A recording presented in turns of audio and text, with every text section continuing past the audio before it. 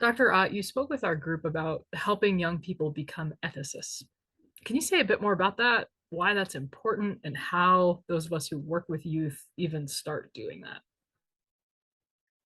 Yeah, I think we have this myth, and we have a whole Christian tradition behind it supporting that myth that only adults are good decision makers. Mm. And that's kind of ultimately my definition of being an ethicist, right?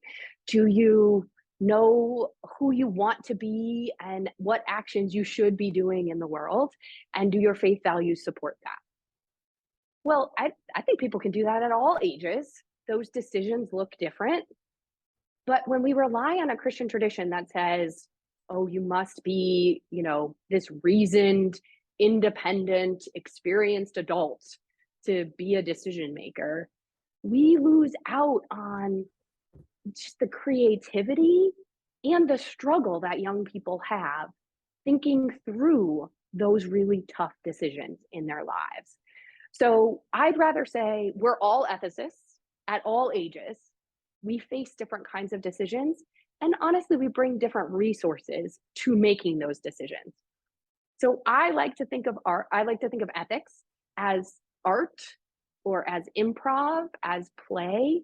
It's something that we learn to do contextually.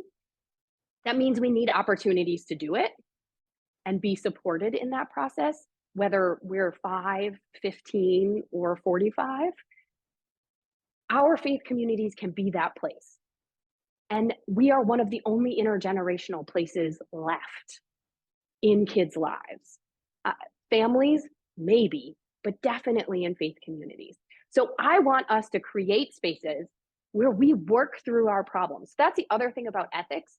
Ethics is it's this second order step back where I reflect.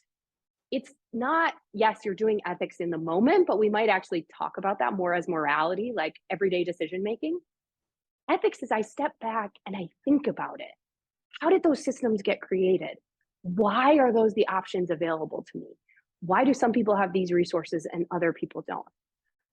I actually think our young people love having those conversations. They're good at having those conversations and they're creative about them. I mean, I honestly have never had a more robust ethics conversation about digital technology than engaging a group of teenagers around decision making of what you post on Instagram, how you reply to people, why choose Snapchat over Instagram.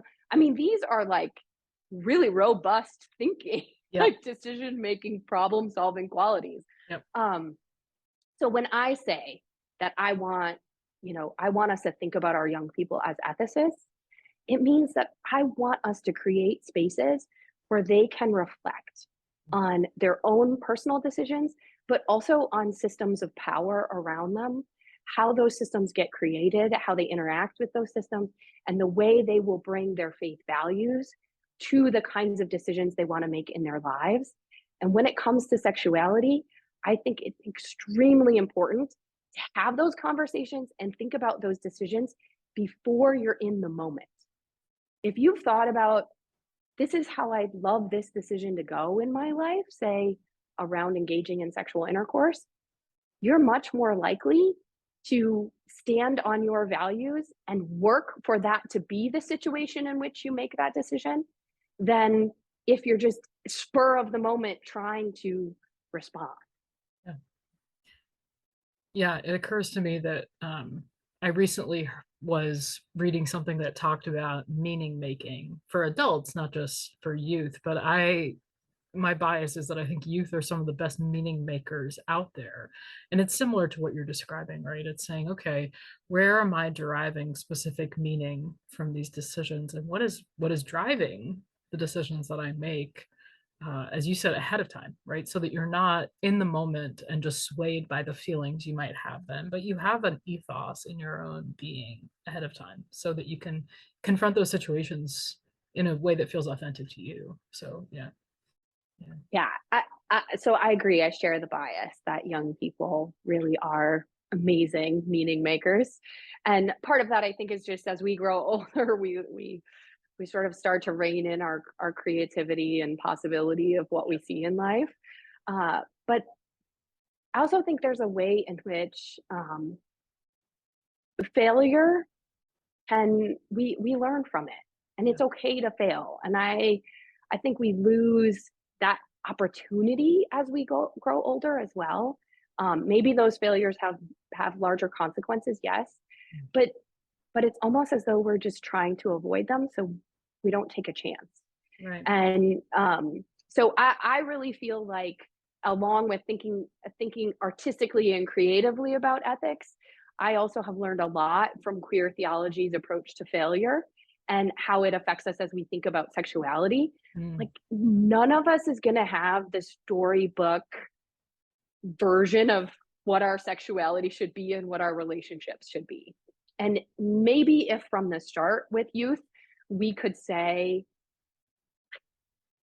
one, it's okay to fail, and two, like, maybe embrace moments of failure. Like, say, okay, Mhm. it's all right, I'm gonna fail big this time, but I'm gonna learn from it and change. I mean, I'm thinking, this might not hit for everybody, but I'm definitely a Swiftie, and I'm thinking of Taylor Swift's new album, but also her past albums. Mhm. She's a good example of being like, look, I'm just gonna put my failures on display for you, Mhm.